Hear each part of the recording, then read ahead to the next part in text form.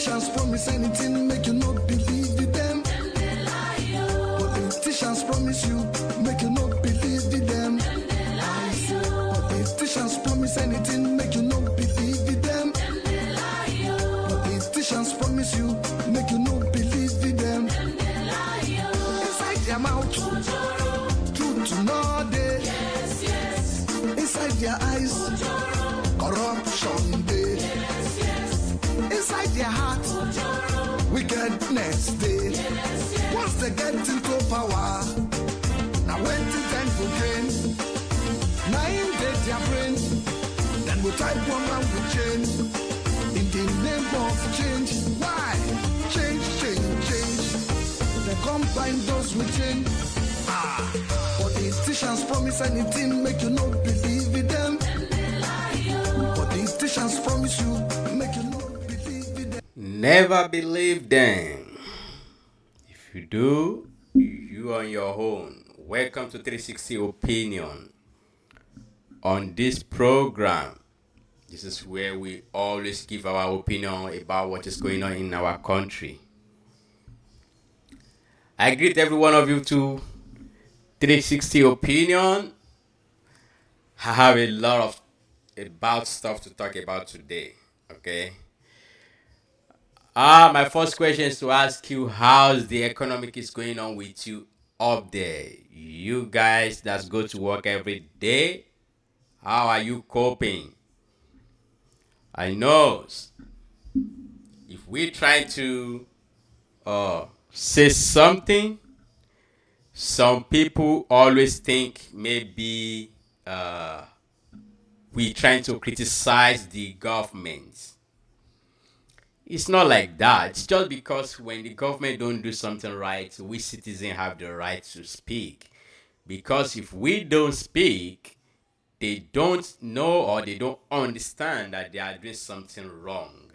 Okay? So because of this, we need to speak up when we see something that is wrong. When they do something good, we're going to praise them. So tell me in your own area, how's everything going? You guys was able to buy the fuel? How much did you pay for the petrol in your area? How much is the transport from your home to your work? How easy for you to get the transport? I was told that a bag of cement is now 5,000 naira. Very pathetic. If we can buy the bag of cement in 5,000 naira and we still don't know where it's going. Because I see some analysis on Facebook, how much they say the bag of rice now is 37,000. For the bag of rice. 37,000. How many Congo inside one bag of rice? Probably 21 Congos. Probably. So it means per Congo of rice will be probably like around 1,300 or 1,200 per Congo. That is crazy. Before this government come to power, we that say something about the situation, they thought maybe we are crazy because we just hate new president Tinubu with passion. And we told them, we said, no, it's not that we hate Tinubu. Nobody hates Tinubu. It's just that we need to look at the pattern. How the APC government have been ruling the country for the past 8 years. If you can't read the pattern, how they are doing the propaganda, lies, and you still think this set of people will come to power again and they will do good, that means you're getting it wrong. That is the mistake we make when people vote for this APC again to come to power. Some people vote because Tinubu was a Yoruba man. Some people vote because they believe. Sorry about that. People start calling me. I don't want people to start calling me now. We haven't picked the call yet. We're gonna pick the call. Just be patient. Let's talk about it first, and then we can pick the call. So, I have a video I want to play for you. I want you to watch that video. I give you enough time to watch this video. So we come back and talk about how things is going on in the society. But I want to quickly run you this video for the Labour Party. It was made together with Net Media because we need to talk about what is going on in Tribunal. A lot of people already forget that things are still going on in Tribunal because of the situation of the country. Because people are going through a lot, so they already forget about the Tribunal. Like, you know what? Just forget about the Tribunal. I need to deal with my life. But we're not going to take our torchlight away from Tribunal because APC are trying to do everything in power. Everything to shut down the Tribunal. They have started pushing the pressure on judges. All the judges, 5 judges in the panel of Tribunal, they started putting the pressure on them. If they was trying to force one of them to resign, and if any one of them resign, the case is over. It means the case going to be dismissed. According to the law terminology, if one judge resign and they have to nominate a new judge, it means they have to start the case from the beginning. And according to the constitution, there's not enough time to do that. So because of that, the case will be thrown away. But I was told that these judges are pushing back. As much as the pressure they are giving to them, even there's one of these judges that was under the weekly paycheck. That is under the weekly paycheck. I hear that on internet. So they say all these judges trying to push back because they know the international and the Nigerian are focused on them. We put our torchlight on them. So, but at the same time, you know, everything that is going on in the country, people trying to move from the Tribunal case to their own personal life. Like, you know what? I'm tired of this Tribunal issue. Let me just face my life. Let me just face reality of the life. Because now the reality is set. All the APC supporters are crying everywhere on the internet. They are seriously crying like, look, we need help. But we that told them before that, we're so glad that they are the one crying now. If some of them was so feel ashamed that they can't even come out to complain. I know some of them that they are like a pure supporter of this APC in this past election, that they come out online, they are all their social media bloggers that come out and campaign for them or Tinubu, Awalokan. Even after the election, some of them even pick the clothes. They pick Asoebi. One more Asoebi, they pick Asoebi to go and celebrate in Abuja. Some of them went to Abuja, they give them the hotel to celebrate the new government. Now that everybody is crying, all the Nigerians is crying, I've never seen any one of them to come out. Some of them that was bold enough to come out and complain like, look, we support you guys to get into power, but now Nigerian is facing the reality, we need to speak. There's one sister, I give kudos to that lady. It's called TNT, Yinka TNT. I give her a kudos. She's really truthful person. She campaigned for Tinubu like seriously. Seriously. She used all her online stuff to campaign for Tinubu. Not only because Tinubu was a Yoruba, she was a Yoruba. She has a passion that Tinubu can do it. She even promised all her supporters like Tinubu will be able to do it. Tinubu can do it. I believe. But now that everything is turning upside down, she boldly come out and criticize Tinubu like, look, people are dying, people are suffering. You need to do something. So that is the kind of people that you have to know that these people don't support Tinubu because of what they want or what they want to eat. Those are the real supporters. People that can support Tinubu, that can say truth, that can campaign for Tinubu on social media, all these bloggers, before the Tinubu come to power, and so those ones that can come out when everything is not okay anymore, that say, look, we need to speak. These are the real supporters. They are supporting Tinubu not because of what they're going to gain from him, but because they have belief in him. But we know some of these bloggers that only support Tinubu because of their pockets. They campaign, they say all sorts of things online because of their pockets. They even went to Abuja to go celebrate. After they come from Abuja, you don't hear them anymore. When everything goes south now, they are ashamed to come out. They can't even bold enough to criticize because they already collect something. People that don't collect anything was able to come out and say, look, this is not right. But we're gonna come back to talk about it. This is our country, Nigeria. So I want to quickly play you a video about the Labour Party final address submission, summary of the comprehensive their legal strategy. I want you to watch this video.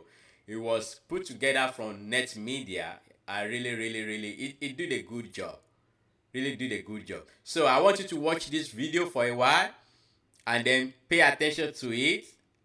And then after that, I will come back and talk about it. The video is kind of a little bit long, like 16 minutes long, but it's worth to watch, okay?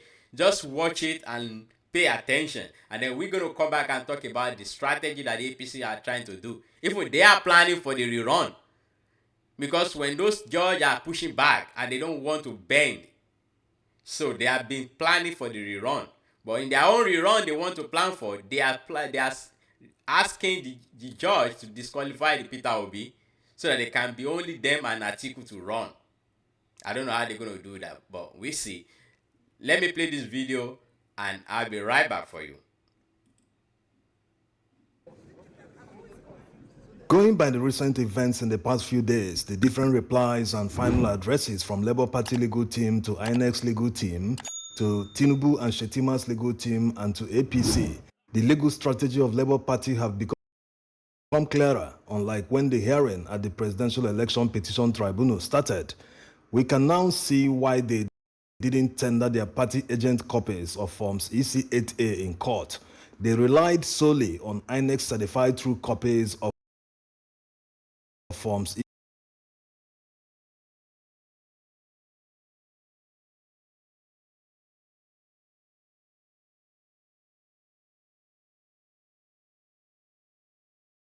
EC8A and other forms used in collating the results. You already know the probate value of INEC CTCs in election disputes. When a petitioner tenders INEC CTCs, no one can counter them because no other copy is superior to the INEC CTCs. Remember what happened in the governorship election dispute between Hope Uzodinma and Emeka Ihedioha. Not that the court was right in returning Uzodinma, but let's look at what happened in court and the type of document that all parties tendered. INEC declared Emeka Ihedioha winner of Imo State governorship election, but surprisingly, they couldn't tender INEC CTCs to back the claim. Just like what is going on now on the Presidential Election Petition Tribunal, INEC couldn't submit all the documents required of them. It's not clear if Ihedioha demanded INEC CTCs of Forms EC8A, but he came to defend his win with PDP party agent copies of Forms EC8A from the contentious local government area where Uzodinma claimed he won and INEC didn't count the votes, which caused him to lose votes in the governorship election. To prove this, Uzodinma went for police copies of the governorship election results. He called a policeman to come and tender the CTCs in court. If there are police copies present in court because of their higher probate value over party agent copies, the court will rely on them instead of the party agent copies. This does not in any way excuse what the court did. We are just trying to analyze what went on. So at this stage, Uzodinma called the police to tender their copies in court. Why didn't INEC counter those police copies with their superior results? If they were sure that Ihedioha had truly won the governorship election, why didn't they back him up with the results to prove it? They know that their own copies are superior to the police copies. The question remains, why didn't they tender them? INEC declared someone winner of an election. Another candidate challenged it with police copies. And worryingly, figures contained in these police copies were different from the party agent copies tendered by Ihedioha. INEC stood by. They didn't say no. These police copies are fraudulent. Whatever they did, the most important thing is that they should have tendered their own copies to counter whatever was going on. But they failed to do that. So, looking at what happened in the election dispute between Uzodinma and Ihedioha, you can appreciate why Labour Party's legal team didn't want to gamble at all. They went for the copies that no one could counter. When you are going into an election dispute like this one, you should know the people you are up against, what they are capable of. You already know the probate value of the different election results copies. If they had tendered Labour Party agent copies in court, how are you sure that these people will not bring forged INEC copies to counter them? Yes, these people are capable of anything. They are that desperate. That's why the Labour Party insisted that they must bring the INEC CTCs because they are the one with the highest probate value. It can't be countered by anyone, and once the evidence is not countered, it's already an advantage to the person that tendered it, because the court will always work with evidence that is before them. You don't come to court like the respondents did, all talk, no documents to back it up, and you expect the court to swallow everything hook, line, and sinker. It doesn't work that way. So their strategy is the right approach. If you followed all the episodes, especially the testimony of the mathematician that computed the results for them, he told the court that because of the urgency, he could only finish Rivers and Benue states, which of course Labour Party won according to the INEC CTCs. So what they are trying to tell the court is that if they had the opportunity to finish tabulating all the INEC CTCs, that they will do it, and it will still show that Labour Party won. But there's still one problem: the blood results and the missing results. We'll get back to this in a moment.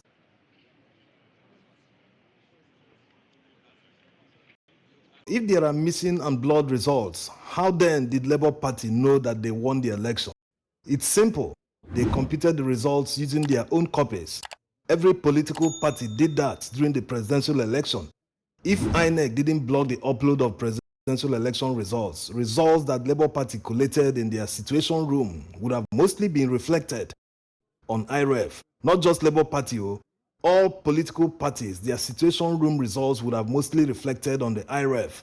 This is true, going by the statements of many PDP members. Remember the one that talked about Labour Party votes in Lagos? That Labour Party scored more than 900,000 votes in Lagos, according to PDP's situation room.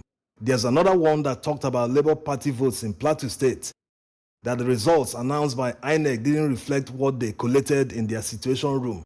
Even Labaran Maku accepted openly that Labour Party won the presidential election, a PDP chieftain and a former minister. Let's take a listen. And we were thinking that P2P was a joke. Where will he go? So both PDP and APC, we were thinking, no, this man, he doesn't have structures. He will not be able to do much and so on. So, but the people somehow, young people, seized the initiative from all the politicians. For me, we lost in the presidential election. We lost truly. APC, which is the incumbent government, lost more woefully than we did. INEC and other respondents have been busy playing down the importance of IREF, despite the electoral law and their regulations and guidelines making it mandatory that polling officers after vote counting shall use the Beavers machine to capture form EC8A and upload it to IREF so as to protect the will of the people. They are even playing with words to confuse people. When you look at their final address, they are trying to say that electronic transfer or transmit is a different thing, that INEC didn't do electronic collation, blah, blah, blah, that everything was done manually. Let's see how Labour Party responded in their final address to INEC. They cited Section 60, subsection 5 of the Electoral Act, which says, the presiding officer shall transfer the results, including total number of accredited voters, and the results of the ballot in a manner as prescribed by the Commission. So this is the law that authorizes INEC to use Beavers machines and to upload everything to IREF. Yes, the manner as prescribed by the Commission can be found in the INEC manual, guidelines, and regulations, where they explicitly mention the process. They even call their names, Beavers and IREF. This manual is actually what they use to train their staff. And to tell you how the law is strict about this procedure, it prescribes punishment for defaulters in Section 60, subsection 6 of the Electoral Act. It reads, a presiding officer who willfully contravenes any provision of this section commits an offense and is liable on conviction to a fine not more than 500,000 naira or imprisonment for a term of at least 6 months. So in their final address to INEC, Labour Party legal team tried to correct their playing around with words. That transmit or transfer is a technical term which refers to transfer of digital files. As a matter of fact, the word transfer comes from the ICT protocol called File Transfer Protocol. In simple terms, when a polling officer takes a photo of Form EC8A with the BVAS machine, the form is now in digital format stored in the BVAS machine. The polling officer will now transfer the digital Form EC8A to a server, which is the IREV. So this is the procedure. It's covered in the Electoral Act. It's well spelled out with their names in the INEC manual and regulation. Like already said, the National Assembly are not expected to mention BVAS or IREV in the Electoral Act when they made the amendment. These are things that can change in the future. That's why they are mentioned in the secondary laws that derive their powers from the Electoral Act. The respondents trying to downplay all these only ends up exposing them more. This will also answer the question that many have asked, whether IREV and BVAS are mentioned in the Electoral Act. They don't need to be mentioned at all. Now, let's get back to the missing and blood results. Labour Party have asked the court to take the blood copies as the real copies of the results because none of the respondents challenged or countered them with any other superior evidence. Mind you, they were certified by INEC, who claimed to have used hard copies to collate the results. But surprisingly, they didn't replace the blood copies with the hard copies before delivering the results to Labour Party. So following what happened in Uzodinma versus Ihedioha, in the absence of a superior evidence, in the absence of Form EC8A that has a higher probate value, the court must rely on the evidence before them. So what will happen next? Since they can't decipher the scores on the blood copies, and going by the research that Labour Party made, more than 2.5 million people were accredited and voted in these polling units behind the blood results. Based on this alone, it's obvious the result can't stand because of one rule. This number is higher than the margin between Tinubu and Atiku, and also between Atiku and Peter Obi. That's going by the official INEC allocation.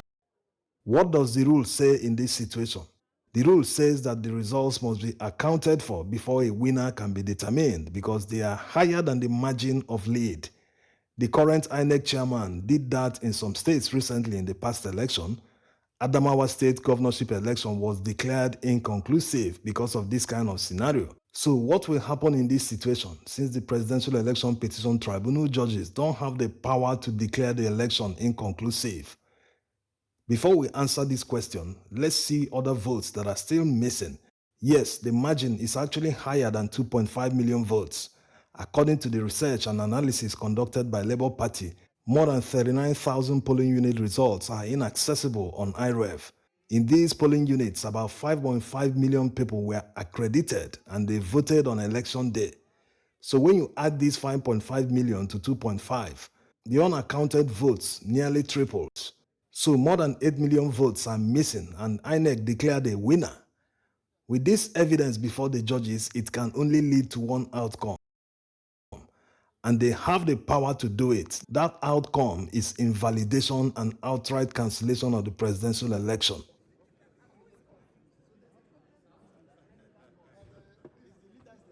Now, this brings another question or two. Is cancellation the ultimate goal of Labour Party? Are they no longer interested in proving they won? Well, cancellation is actually one of the reliefs being sought by the Labour Party, and in trying hard to prove that the election should be cancelled, as can be seen in all the missing results, non-upload of the presidential election results at the polling units, it's obvious that the non-compliance was substantial and it ended up affecting the outcome of the elections substantially. This is very clear. When INEC can't account for more than 8 million votes, it's a substantial number that can change the outcome of the election.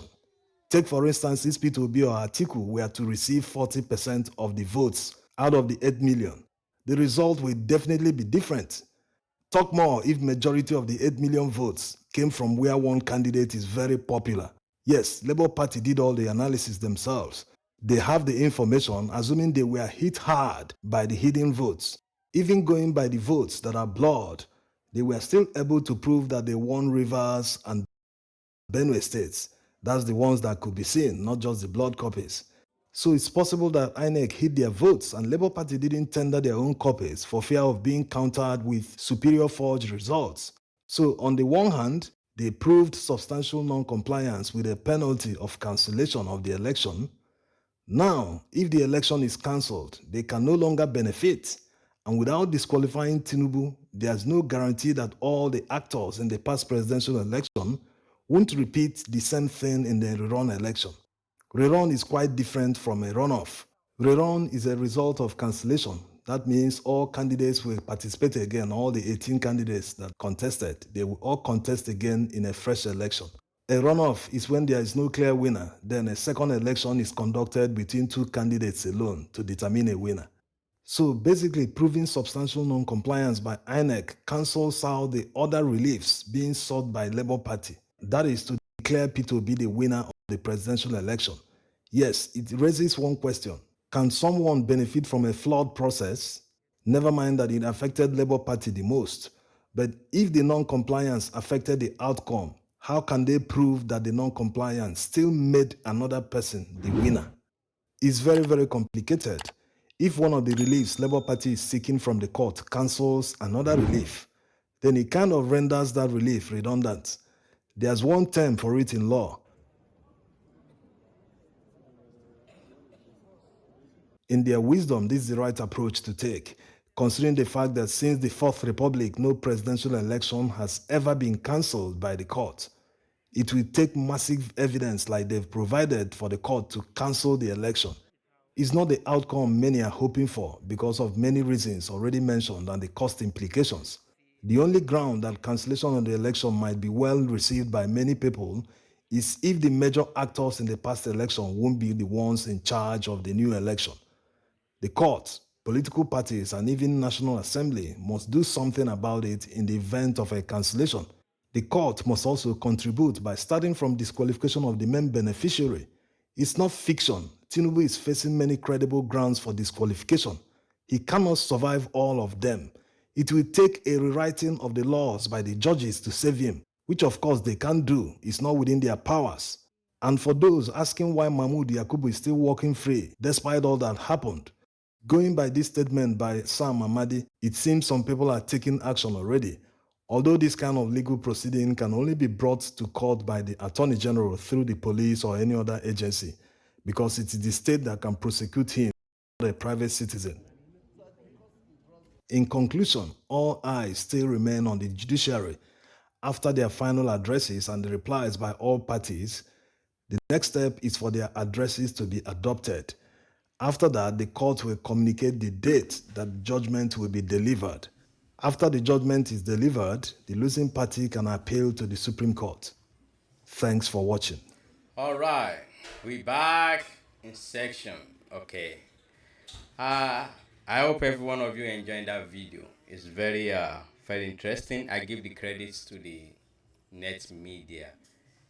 He's the one that put those videos together for us. Even doing a good job. Okay. Like I said, APC have been trying to do everything in their power just to find the way. Give me 1 minute. Just to find the way to get the rerun, because they knows that if they do the rerun, because they're the one in power now, they will be able to do all the abracadabra they want to do. They will be able to manipulate.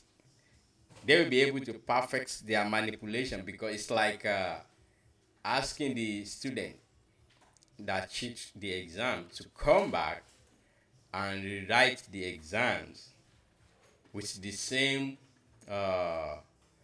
what should I call it, like invigilators that make him manipulate the exam in the first instance, that make him cheat. The same invigilator, it doesn't work that way. That is what they are trying to do. So because of that, I believe the only thing we need to do is to clamoring to the judiciary to do the right thing. Okay, to use the main result that they can, the original one, the truth one, to use it to declare the winners. If they can use it to declare the winner, they say, okay, you can't come here to say the result is flawed, and then you want at the same time you want to use that same result to declare you as a winner. Okay, they can say there's going to be a runoff. Okay, so it means by doing the runoff, it's going to limit the number of candidates, and then they can do the runoff. So then they have to make sure that they clean all the INEC house, from chairman to all the states electorals that manipulate this result. The courts, the judiciary need to get rid of every one of them, because you can't put a thief again that under the same stuff that you just complained that it was stolen by that the same thief. It doesn't make sense. It doesn't work that way. So they have to find a way to get rid of all the INEC officers that was participate in the past election, and let the fresh one run the new election if they want to do the runoff. But like I said, the APC have been tried as much as possible to just to put the pressure on the judiciary to do something that's going to favor their side. They're trying to put the pressure on the judiciary to stop the one of the judge to resign. That's not working yet after all their propaganda. So they now realize that, okay, this is not going to work. Okay, now let's start preparing for the runoff or the run. They don't even ask for a runoff. They're asking for a rerun. It means if they have to do the rerun, all the parties, all the members, all the political party aspirant has to reparticipate. So it means all those parties has to spend another money from their pockets to hire their own agents to represent them in the polling units, logistic and everything. That is extra cost to every individual party. That's extra cost that they don't prepare for. Even though APC they can afford to do that because they're using the federal money. They are using the national cake to do whatever they want to do. Probably the PDP might be able to afford that. Probably the Labour Party can have the supporter to raise the money. What about the other party, that small party? So it doesn't make sense they have to do the run. It even makes sense to do the runoff, because runoff is like election after the first election. If there's no any winner, they do the runoff. That is what that means. But at the same time, they need to come out clear about the Abuja 25%, so that everybody will understand what the law said. If the law said, okay, Abuja is not necessary to be 25%, like if they interpret the law, fine. That means from now on, everybody will understand that you don't need to win 25% in Abuja. So nobody need to worry about that. You win Abuja, you don't win 35%, it doesn't matter, because the law we interpret it. But if the law says the 25% is more important in Abuja, so it means every party from now on will always make a good campaign in Abuja to make sure at least they win 25% in Abuja, regardless. So that one is a clear law of interpretation. They need to do that. They need to do that so that everybody will understand. Then they need to move to the disqualification of Tinubu or something. All those baggage, they have to come clear before they can go to the judgment of either the INEC comply or they not comply. But like I said, APC will do everything.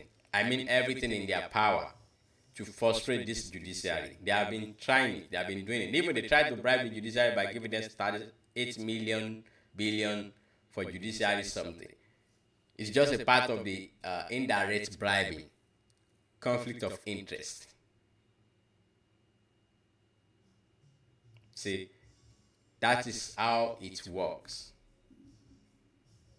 Even the judiciary president, the president of the Supreme Court, he just nominated his son to become the judge in the Federal High Court in Abuja, and was signed by this president.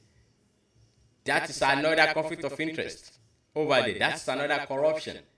So corruption in that country, in our country, is like politician and corruption, they are like a 5 and 6. Judiciary and corruption, they are like a 5 and 6. So that's why I always say the legislative, the executive, and the uh, judiciative, they are all the same thing. They are all a bunch of thieves. In my opinion, they are just thieves. Having a different, thief under the jacket. But it is what it is. There's nothing we can do about it. Trying to talk about the situation that is going on in Nigeria. I asked people like, how did you feel? How are you guys coping from your home to your work? Did your employer started giving you extra money to sustain your increasement of the transportation and the foods? Those are the palliative that is supposed to be talking about. How many palliative the all federal government want to give to the all 200 million population? They need supposed to talk to all the private employers, how they can help their employee. Government is supposed to start relieve the private employer probably from the tax they get from them at this moment, so that they can use that money to help their employee. But no, like I said, these people don't care. They only care for themselves. All they want to do is just steal as many money as they can for themselves and their family. They don't care if the citizens are crying. Everybody is crying now. I'm glad that everybody, even the APC supporters, they are all crying. They will have a group, social media group that they always chat privately. People put their chat out, show it. Some of them can even come online and cry. Because we are all in this together. It's not only you and me that's suffering. We all suffer together. But hopefully, we just have to keep praying. Probably something new good is going to happen in the next 2 weeks or in the next few weeks. But I doubt it. Because I said before it happened. I'm not prophesying. I've said it that this is going to happen. After the election, I said everything they do during the election is a propaganda. Now they come to power. I said they're going to start coming with a different propaganda. I said it's going to happen. Now it's happened. All their bloggers run away. You can't even hear them to come out. They are too ashamed to talk about it because they are feeling the pain too. All the money they get during the inauguration, they are spending it finished. They are going through a lot too. When did you see any MC Oluomo supporters to come out and talk about it? When all the road transportation workers, drivers, can't even go to work, park their truck, park their bus because of the fuel. And at the same time, the MC group don't care. All they just want is to get the tax from these people. Get the ticket money, daily money. That's it. They can't even think of what the solution we can use to help our drivers. I said it's going to come. In some of my videos I did before, all this happened, I said the storm is coming. Brace up. People don't want to listen. People think when we speak, we try to speak because we don't like Tinubu, or we try to criticize because we are an opposition party. No. Because whatever happened in Nigeria is going to affect every one of us. We are all in it together. It's not about being opposition or not being opposition. If Nigerians do good, we're going to enjoy it together. If it's not doing good, we're going to suffer it together. There's no any special petrol station for APC or PDP. It's all for Nigerian. There's no any special market for APC or PDP or Labour Party member. It's all for Nigerian. So it means if something go up high, all of us is going to feel the pain. So if we try to criticize this government, it's not because we criticize it because we are the opposition party. We criticize because we are citizens, because we're feeling the pain.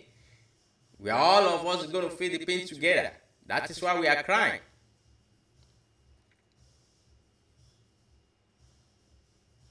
Like I said, only God can help us. Quickly try to mention something that's going on in among the within the APC groups. It says something in the from Ganduje, their former APC chairman, and this short man from Kaduna, that El-Rufai. I was told that something is going on within the APC North, because El-Rufai, Ganduje, those are the core supporters from the North of Tinubu at that time, especially at the time that when the Emefiele changed the money and turned all this country to the standstill. At that time, those are the main people that said this is crazy, that the Emefiele is doing it because of them. But fortunately, they get to power now. Àwọn Yorùbá máa ń sọ pé tó bá rìkísí tó pa wọ́n pọ̀ náà ni ó tú wọn ká. In Yoruba, I don't know how they said it in English. I can only say war join them together is what's gonna put them apart. So rìkísí pa wọ́n pọ̀, rìkísí tó pa wọ́n pọ̀ náà ló máa tú wọn ká. So rìkísí yẹn ti ń tú wọn ká báyìí. So all of them they've been fighting. Internal fighting is going on in the APC caucus. Internal fighting, serious fighting. Even some of them are even waiting for Tinubu to lose in court, so they can use it to campaign against him, to be like, we the one help you to get to power and you sideline us. You think you can do it without us. So they can be brag. Even some of them, some of the APC supporters, some of the APC call from the North, they don't even want the Tinubu to win this tribunal or this court case. They want him to fail so that they can use him as a scapegoat. Like, he cannot do anything without North. Now that he has left the North, they should be able to let him understand that the North make him who he is, not the South. And it is true, it's the North that manipulate everything for him, not the South. Because in the South, where he even come from, he can't even win in his state. In his own two states, he lost. In both two states that he come from, like I said, this is my home, he lost. He lost home and away. But they not trying to do the manipulation and abracadabra for him. That's why they was able to declare him winner. At the same note now, he's trying to sideline them, and they're going to come after him. They're going to, trust me, these people in the North, my opinion, they're not going to forgive. So, that's the whole problem within the APC party. So, hopefully, the more divided they had, the more problem they have in their internal level, the more that's good for the PDP and the Labour Party to be able to prove their case in court, because the more, the less pressure the judiciary will have. Because the people in the North are the people that know how to organize violence. If they want to organize violence, that started causing the chaos in country. And once they are not supporting him anymore, they're not going to organize violence for him and causing the chaos. And the people in the South, they are not violent people. They don't care. They know about life. They enjoy life. But in the North, they was born with violence.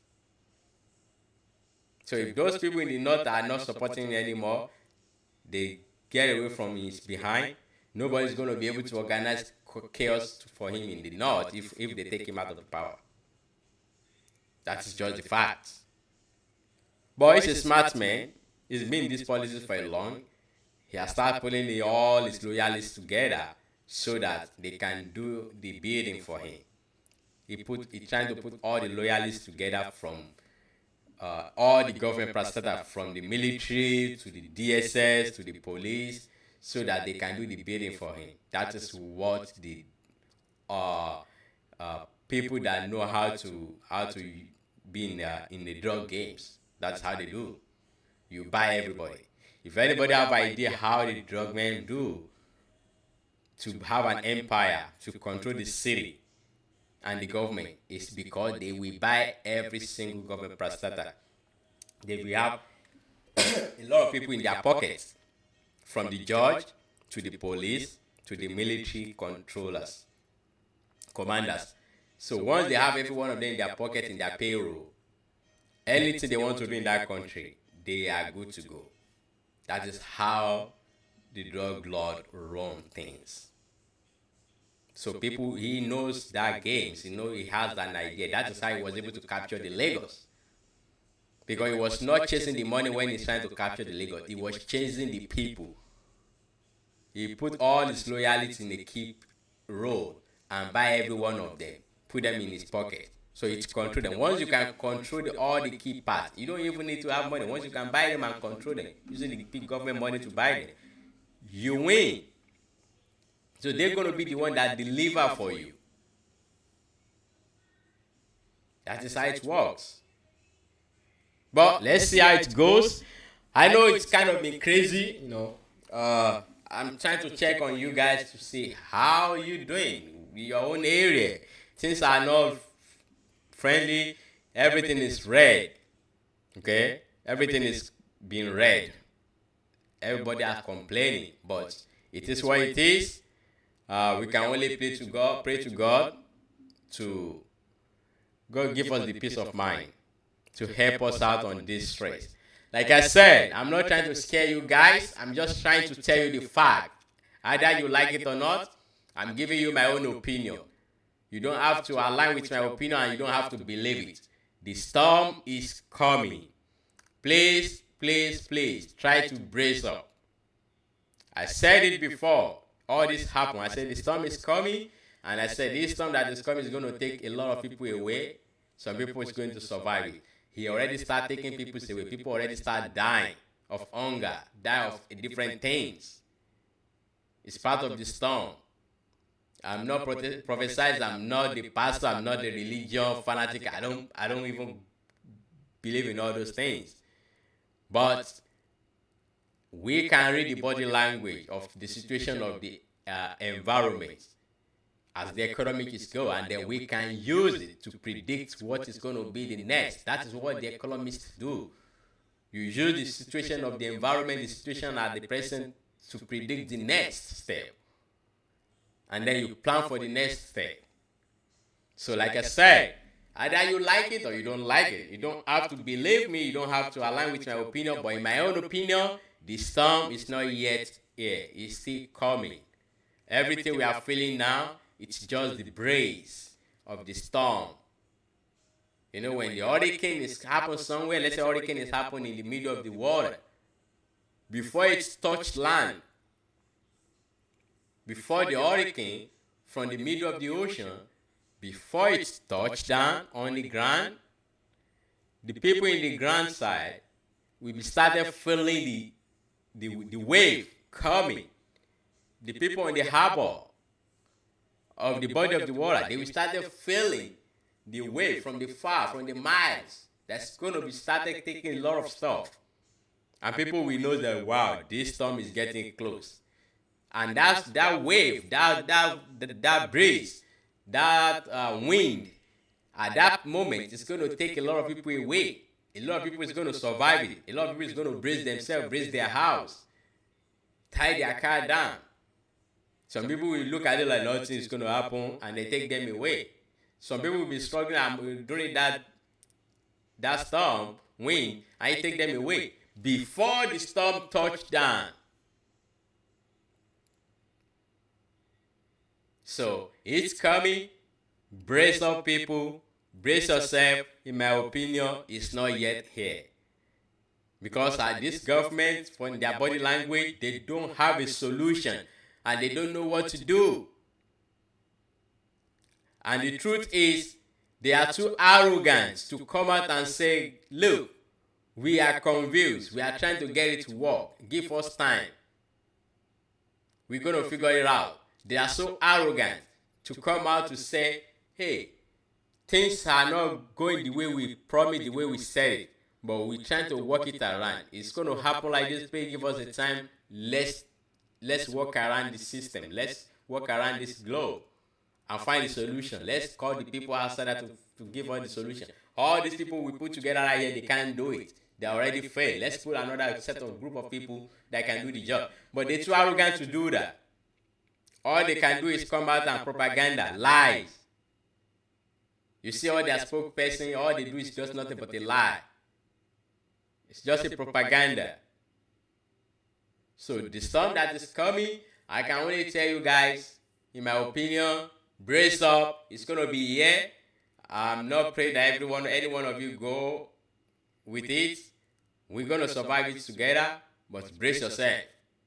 Be strong.